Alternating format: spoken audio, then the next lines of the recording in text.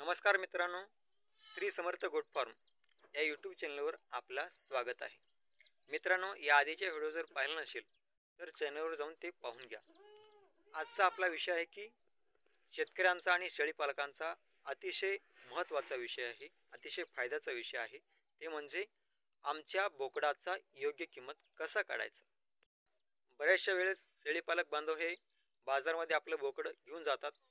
त्यावेळेस बाजारामध्ये जे व्यापारी असतात, जे खाटीक लोक असतात, ते आमचे बोकड कमी किमतीमध्ये घेतात.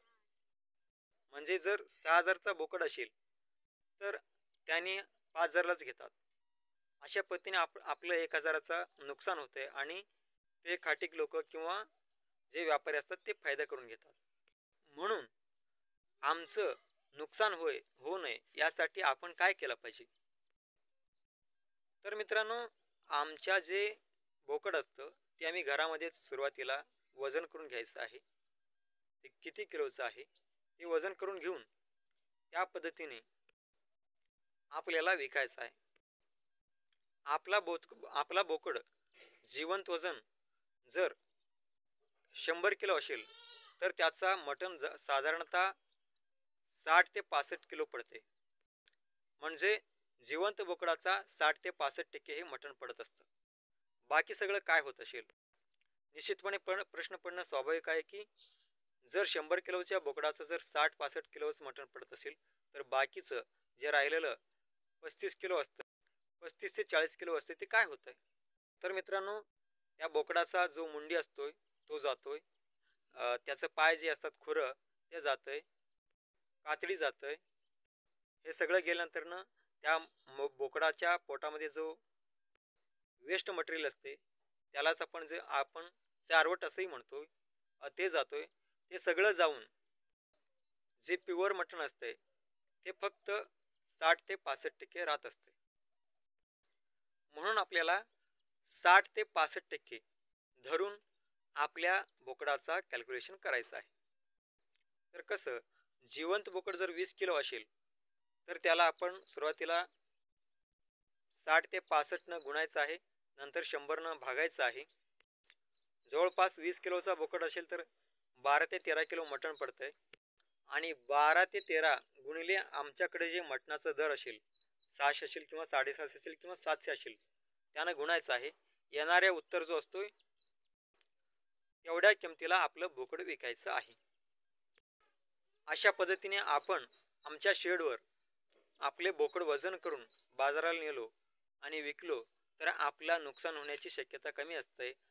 कारण आमचं बोकड किती रुपयाचं आहे, किती किलोचं आहे हे आपल्याला आधीच माहीत असतं. म्हणून आपण फसण्याचे चान्सेस खूप कमी असतात.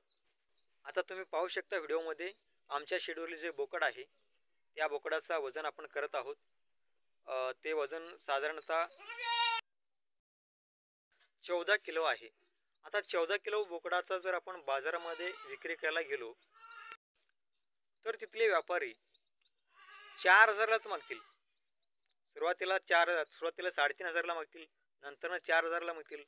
4,000ला बी नाही दिलो तर ते म्हणतील 4,100, 4,200, 4,250, 4,300 देतात का, असं दबाव टाकायला सुरुवात करतात. मग त्यावेळेस आपले शेळीपालक बांधव दबावामध्ये येऊन ते 4,300ला देऊन टाकतात. नाहीतर तसंच जर ठेवून घेतले तर दुसऱ्या वेळेस येऊन 5,000ला देतं का, 5,500ला देतं का, 6ला देतं का, 6.5ला देतं का म्हणून पटकन निघून जातात. येणार नाही, फक्त 6,500 पर्यंत भाव निघून जाणार. मग अशा वेळेस आपल्या शेतकरी बांधव संभ्रम अवस्थेमध्ये पडतोय, चिंतेमध्ये पडतोय. त्यावेळेस त्याची संभ्रमता दूर करण्यासाठी आपण सुरुवातीला आपल्या फॉर्म्युलेने त्याला कॅल्क्युलेशन करू. तर मित्रांनो, आपल्याकडे सध्या बाजारामध्ये जे मटणाचा दर आहे ते 650 रुपये किलो आहे बोकडाचं मटण. म्हणून 14 गुणिले 65 गुणिले आणि भागिले 100 जो उत्तर येतोय त्याला 650ने गुणायचं आणि ते आमच्या बोकडाचं दर असतं, तेच आमचं बोकडाचं किंमत असतं. आता याच किमतीने विकायचं का, तर नाही मित्रांनो. बाजार कधी कधी अप असते, कधी कधी डाऊन असते. जर डाऊन असेल तर 200-400 याच्यापेक्षा खालच्या दराने विकावं लागतंय. जर अप असेल तर याच्यापेक्षाही 200-400 रुपये जास्त मिळेल आपल्याला. म्हणून बाजाराचा नियमच आहे, मागणी कमी पुरवठा जास्त तर किंमत कमी, आणि मागणी जास्त पुरवठा कमी तर किंमत जास्त. या पद्धतीने आपल्याला सुद्धा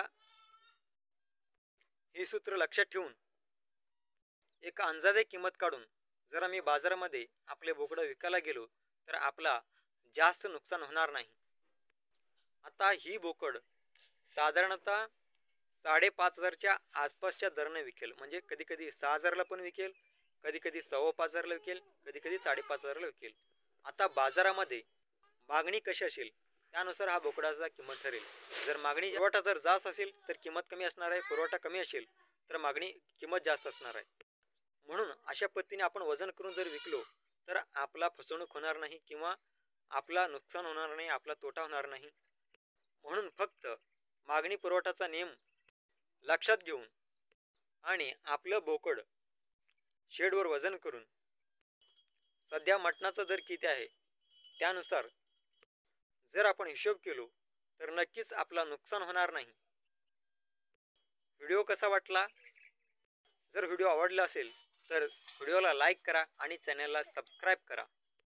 धन्यवाद.